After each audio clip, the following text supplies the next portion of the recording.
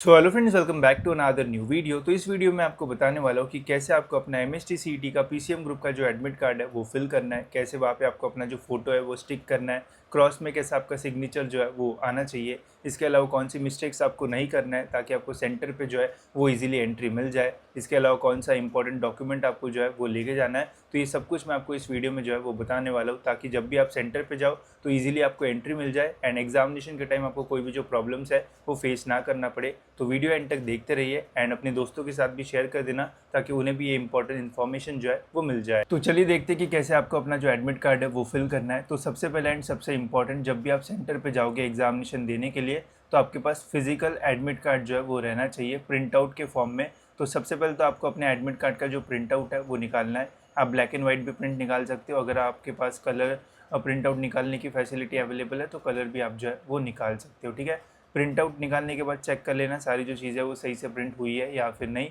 And याद रखना कि अपना एग्जामिनेशन डेट जो है वो क्या है एंड टाइमिंग भी क्या है, नहीं तो अगर यही भूल जाओगे तो एग्जामिनेशन गया समझ लो। ठीक है, अब कैसे फिल करना है चलिए देखते हैं। तो सबसे पहले तो यहाँ पे हमें अपना जो फोटो है वो स्टिक करना है। तो मैक्सिमम स्टूडेंट्स के मन में यही डाउट आता है कि यहाँ पे जो ऊपर फोटो आया है क्या सेम टू सेम फोटो हमें यहाँ पे जो है वो स्टिक करना है या फिर कोई अलग भी फोटो हम यहाँ पे जो है वो स्टिक कर सकते हैं। तो देखो यार, अगर आपके पास ये सेम टू सेम जो ऊपर फोटो आया है वो सेम टू सेम अगर आपके पास अवेलेबल है तो मैं आपको यही सजेस्ट करूँगा कि वही सेम टू सेम फोटो यहाँ पे आप जो है वो स्टिक करो। बट आप में से काफ़ी सारे स्टूडेंट्स ऐसे होंगे जिनके पास ये वाला जो फ़ोटो है वो अवेलेबल नहीं होगा या फिर बहुत ही छोटा हो गया या फिर ख़राब हो गया होगा।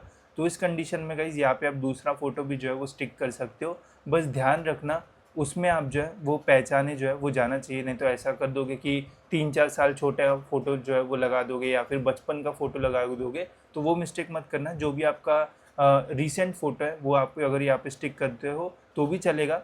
तो बेस्ट कंडीशन में जो ऊपर फ़ोटो है वही अगर आपके पास है तो वो चिपका दो, अगर वो नहीं है तो जो भी आपके पास रीसेंट फ़ोटो है वो अगर आप लगाओगे तो भी आपका जो काम है वो चल जाएगा। ठीक है, तो फ़ोटो स्टिक करते समय गाइस यहाँ पे आपका जो फ़ोटो है वो कुछ इस टाइप से जो है वो आना चाहिए। तो मेरे पास ये वाला रीसेंट फ़ोटो था तो ये मैंने यहाँ पे जो है वो लगा दिया। ठीक है, ये आपको प्रिंट आउट निकालने के बाद उसके ऊपर फ़ोटो जो है वो स्टिक करना है। ठीक है, इसका जो है वो ध्यान रखना।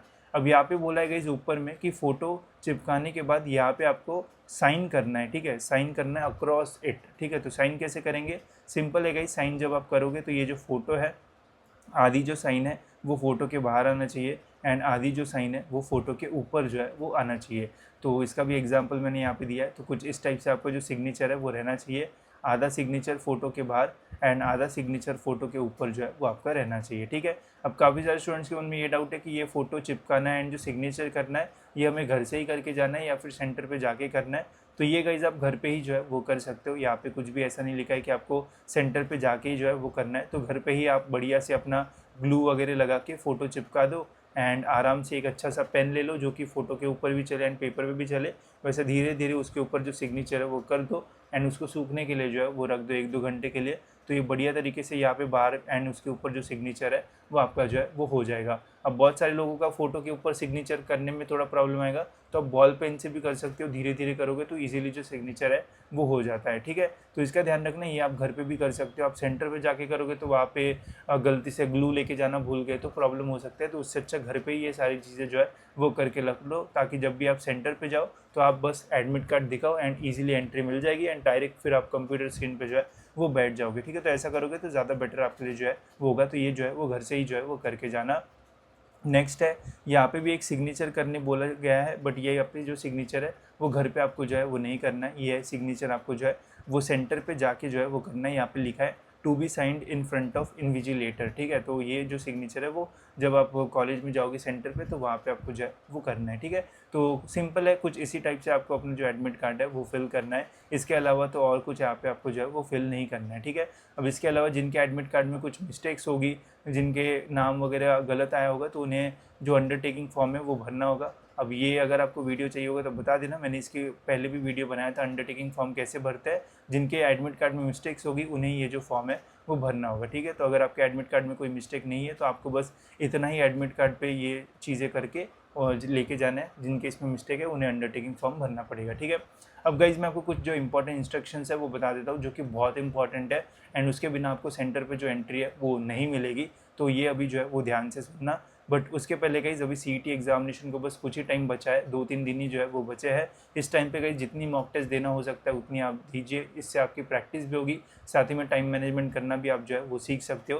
तो आप हमारी मॉक टेस्ट में जो है वो एनरोल कर सकते हो। इसमें आपको एक्चुअल CET जैसे जो क्वेश्चंस है वो मिलेंगे, साथ ही में पेपर का भी एक्चुअल आपको जो इंटरफेस जैसा CET का रहता है उसी टाइप का जो इंटरफेस है वो मिलेगा। सभी क्वेश्चंस के डिटेल आंसर्स आपको यहाँ पे जो है वो मिलने वाले हैं। एंड पेपर सबमिट करने के बाद कहीं यहाँ पे आपको डिटेल समरी जो है वो भी मिलेगी, जिससे आपको पता चलेगा कि किस टाइप से आपको जो पेपर है वो सॉल्व करना है, किस टाइप के क्वेश्चन यहाँ पे है।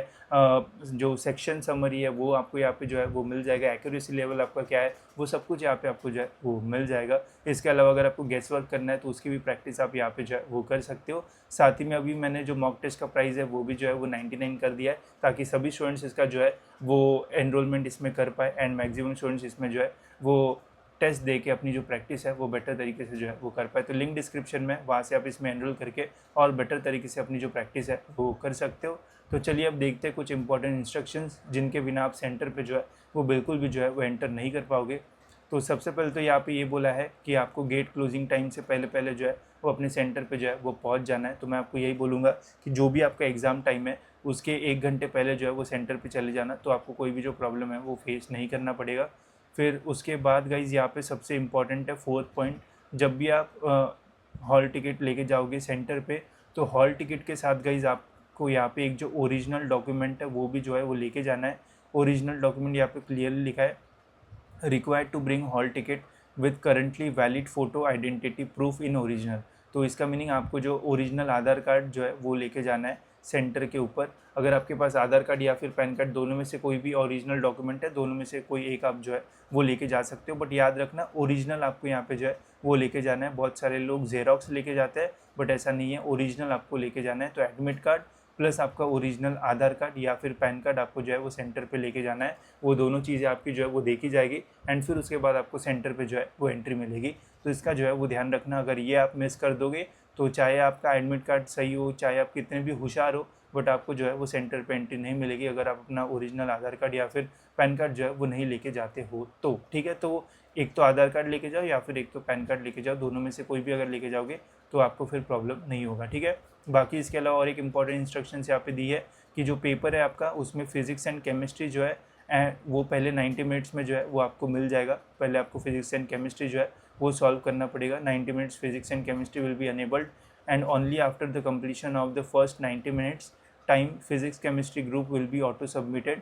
तो आपका फिजिक्स केमिस्ट्री पहले 90 मिनट्स में जब आप सॉल्व कर दोगे तो 90 मिनट्स खत्म होती है वो सबमिट हो जाएगा एंड फिर उसके बाद आपका मैथमेटिक्स का ग्रुप जो है वो स्टार्ट होगा, जिसके लिए आपको जो 90 मिनट्स है वो मिलेंगे। तो इसका भी जो है वो ध्यान रखना है एंड इसके अकॉर्डिंग अपनी मॉक टेस्ट में जो प्रैक्टिस है वो करना। एंड ये फीचर आपको हमारे मॉक टेस्ट में जो है वो मिल जाएगा, जिसमें पहले 90 मिनट्स में आप बस फिजिक्स केमिस्ट्री जो है वो सॉल्व कर पाओगे एंड नेक्स्ट 90 मिनट्स में आप जो मैथमेटिक्स है वो सॉल्व कर पाओगे। तो मॉक टेस्ट के लिंक्स गाइस डिस्क्रिप्शन में, वहाँ से आप एनरोल कर सकते हो एंड उससे आपको काफ़ी फ़ायदा भी होगा, साथ ही में आपको पता भी चलेगा कि किस टाइप के क्वेश्चन आपको एक्चुअल CET के पेपर में जो है वो देखने को मिल सकते हैं। ठीक है, इसके अलावा अगर आपको एडमिट कार्ड के ऊपर और कुछ भी डाउट है तो आप मुझे कमेंट सेक्शन में पूछ सकते हो, मैं ज़रूर ट्राई करूँगा कि आपके सभी कमेंट्स के जो आंसर है वो दे दूँ। ठीक है, तो फिलहाल इस वीडियो में इतना ही, मिलते गए जैसी और एक इन्फॉर्मेटिव वीडियो में।